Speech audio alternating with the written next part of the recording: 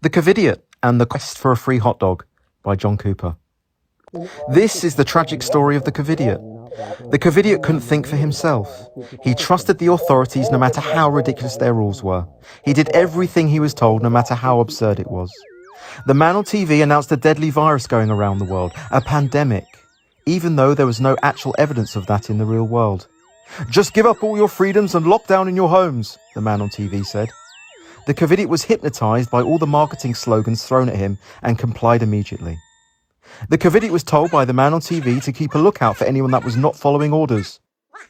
He saw a man walking in his neighborhood breathing fresh air and therefore putting everyone at risk. The Covidiot had to do his bit for the community and decided to report him to the police. The Covidiot needed to go for his essential shop. He decided it was better to be safe than sorry and drove in his car alone with his mask on. As he was driving, he saw all the gyms were closed, but McDonald's was allowed to stay open.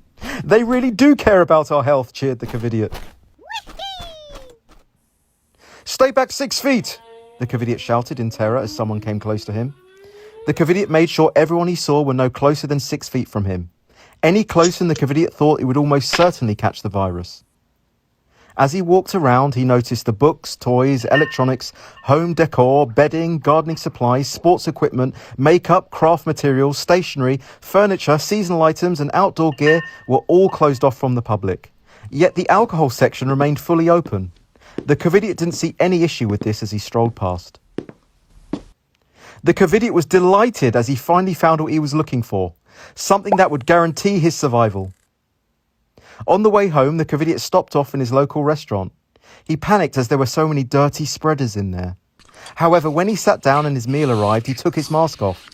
"Oh goody, the virus can't get me if I'm eating my dinner," said the Covidiot proudly. That evening, the Covidiot watched the countless TikTok videos of doctors and nurses doing synchronized dance routines that would have taken hours and hours to rehearse and perform during a supposed pandemic.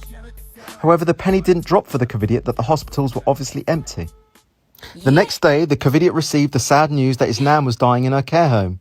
But the man on TV said people could not see their loved ones because they need to stay home and stay safe instead. The same day, a Black Lives Matter rally took place near the Covidiot's home, and the man on TV said you couldn't catch the virus if you're at a BLM rally. "Oh, wonderful luck! I'll go to that instead," said the Covidiot. A few months later, an experimental jab was rushed out, despite real vaccines typically taking years of research, trials and testing. The man on TV bombarded the Covidiot with new marketing slogans. "Your shot to get back to normal. Protect your loved ones, get the vaccine.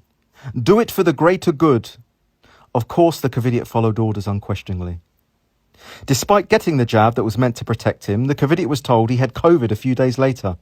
Instead of questioning this, the Covidiot was programmed by the man on TV to believe that he wasn't safe until everyone had this jab.